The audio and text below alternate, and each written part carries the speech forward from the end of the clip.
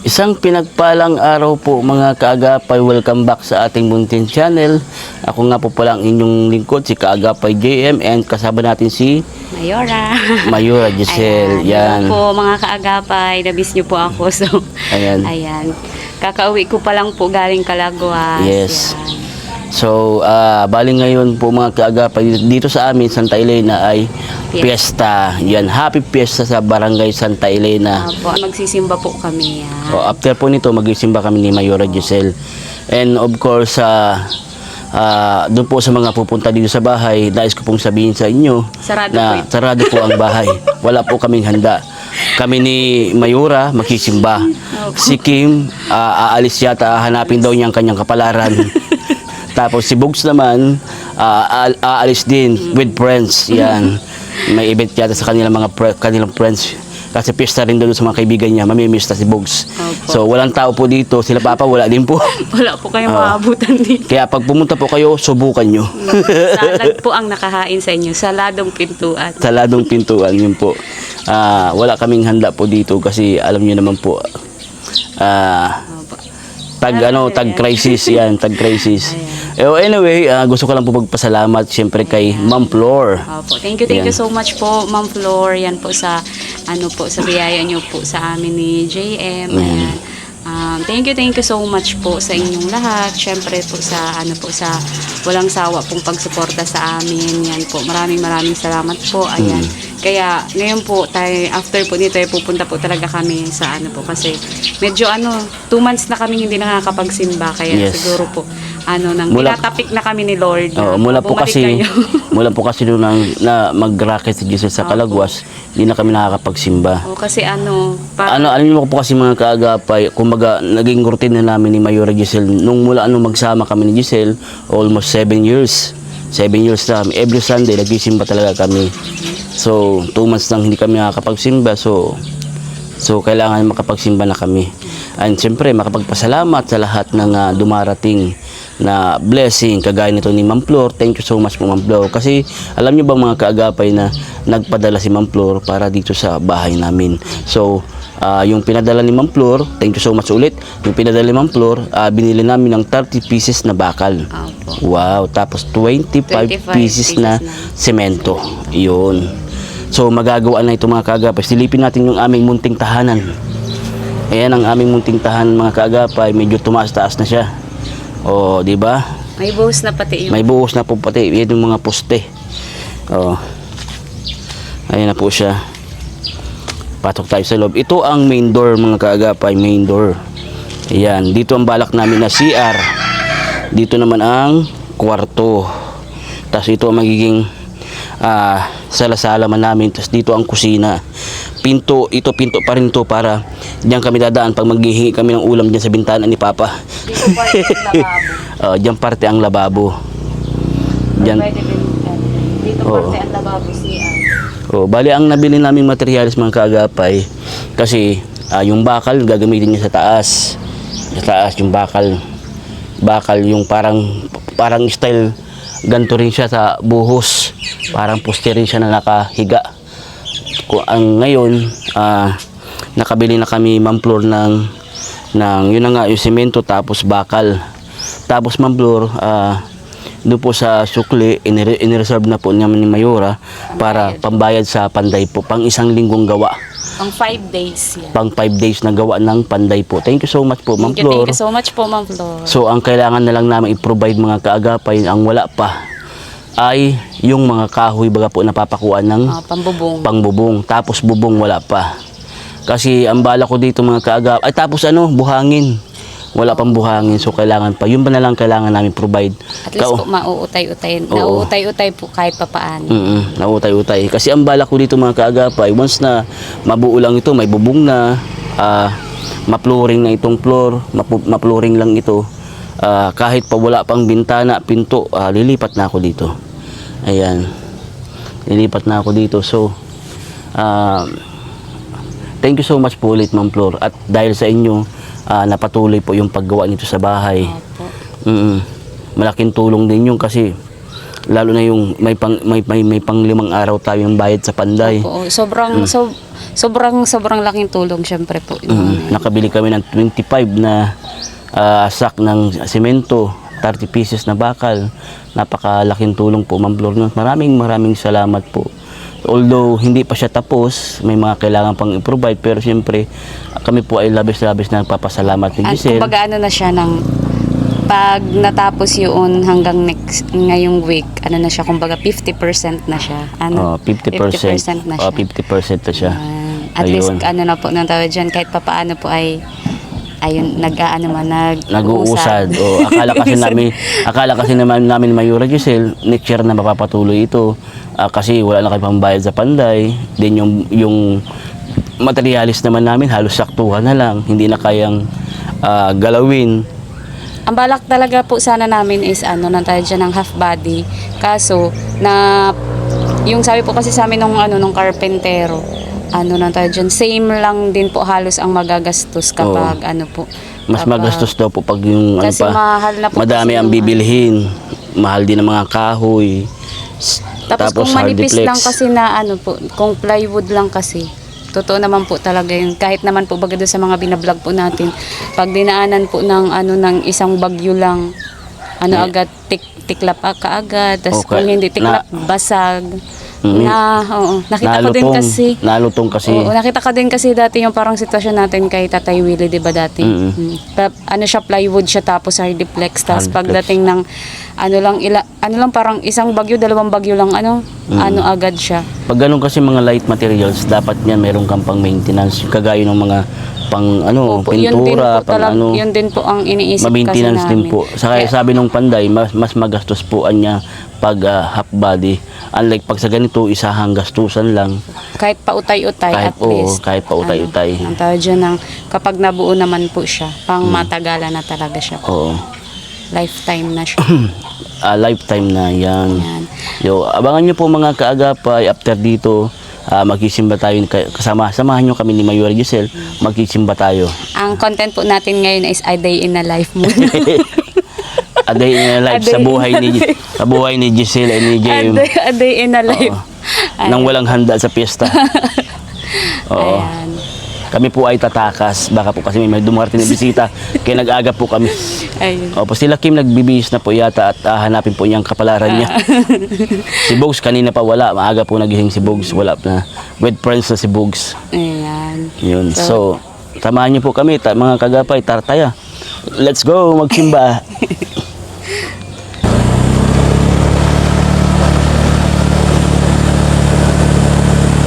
Dahil tayo sa LTO, walang helmet.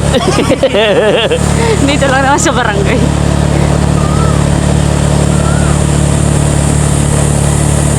Malapit lang naman kasi dito yung chapel eh. Sa chapel kasi tayo mga kaagapay masimba. Misa kasi piyesta.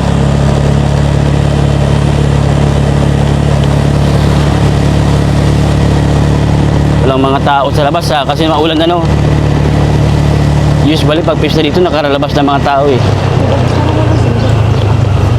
Hindi po natin na-explain.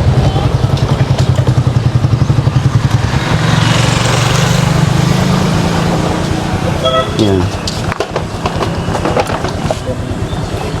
Kuya Ray, maisimula pa lang? Masimula pa lang misa? Wala pa nga. Wala pa? Yung yata ang Saan?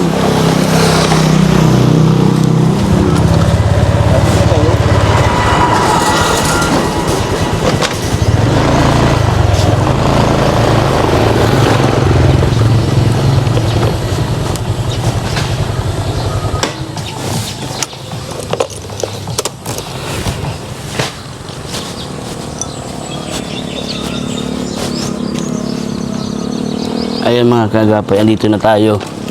Dito tayo magsisimba sa munting chapel ng Santa Elena Talisay. Ito ang aming pinagmamalaking chapel dito sa Santa Elena Talisay.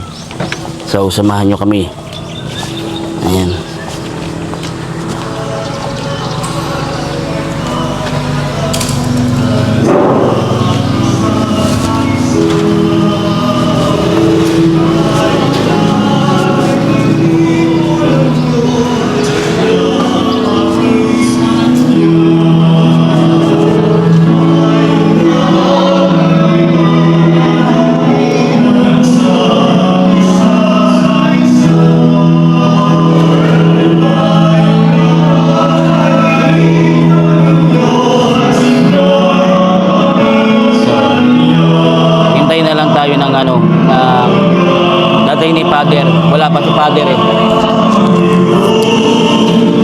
bukas si Father. Mahintay na lang tayo kay Father.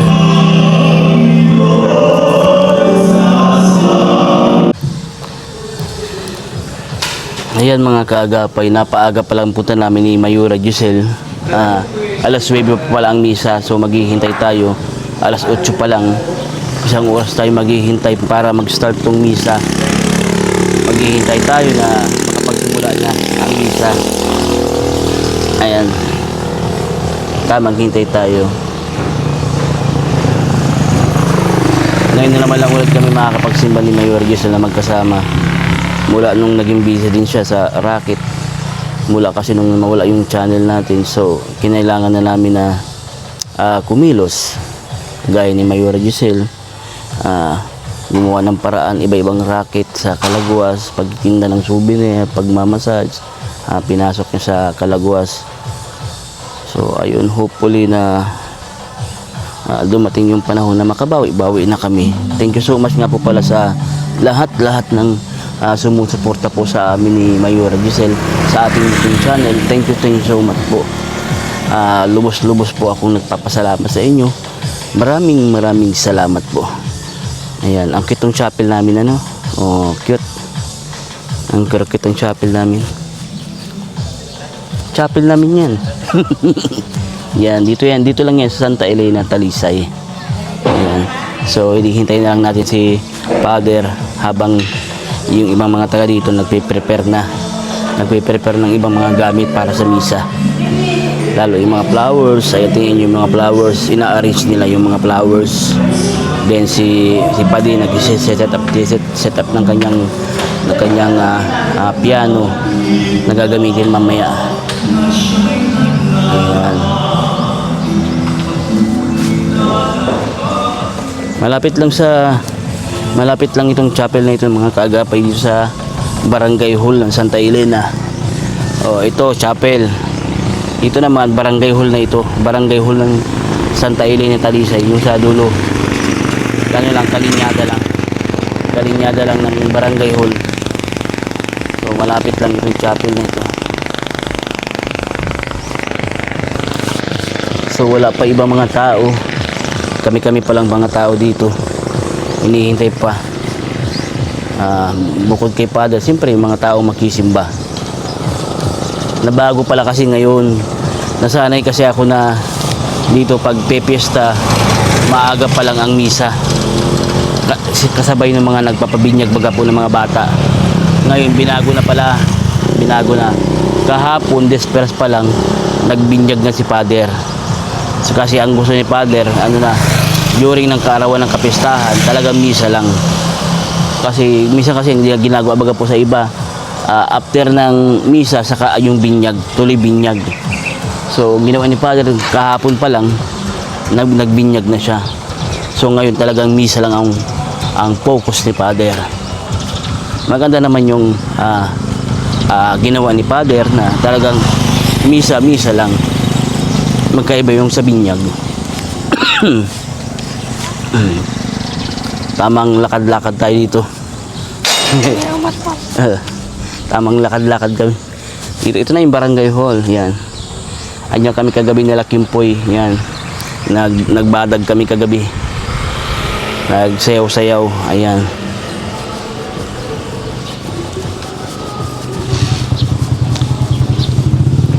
So, balik na tayo dun. Doon si Mayura Giselle sa loob. Nagpe-pray.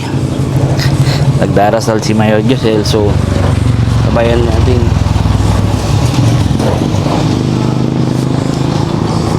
Sa pagsubok, matatag pa rin sa ating pananampalataya dahil kay Kristo na ating sandigan at tagapagligtas. Amen? Amen. Mayroon po sila. Salamat din sa mga nangunguna na nangasulat dito, ang ating punong barangay at ang mga kagawad at iba pang nangangasiwa. At lagay din siyempre ang ating binamahal na Jose, si Ate Leti at mga kasama niya sa Barangay Pastoral Council, ang ating coordinators at leaders. Sumainyo ang Panginoon sa panalangin ni Santa Maria de San Jose at kay din ni San Francisco at Santa Elena. Naway pagpalaan kayong lahat ng makapangyarihan ng Diyos, Ama, Anak, at Espiritu Santo. Amen. Tapos na ang misa, may tayo taglay ang kapayapaan ni Kristo. Salamat sa Diyos.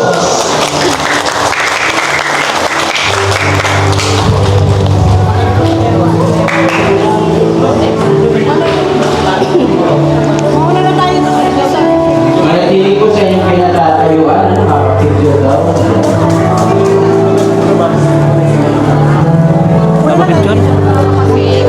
Yung baguhan niya tata. Community.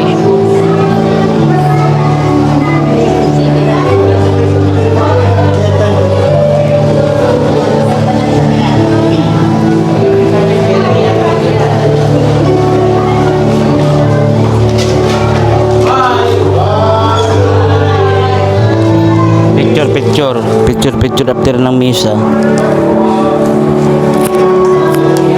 Yan, selfie with Father. Ayan mga kaagapay, tapos na ang misa. So, kakatapos lang na misa, abot na kami ni Mayora Giselle. Ayan, tapos na ang misa. Ay, saan kaya tayo mahikain dito ng kapitbahay?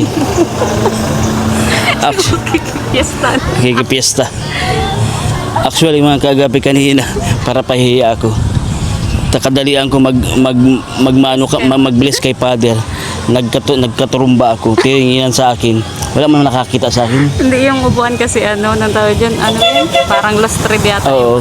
Doon kasi ako nagpatong ng bigat ko doon sa upuan. Yung upuan pala sira. Turumba ako. Nagulat si Father, nag-eksena ako. Yun lamang po mga kaagapay. I love you all. Stay safe and God bless. Happy Fiesta ulit. Fiesta po.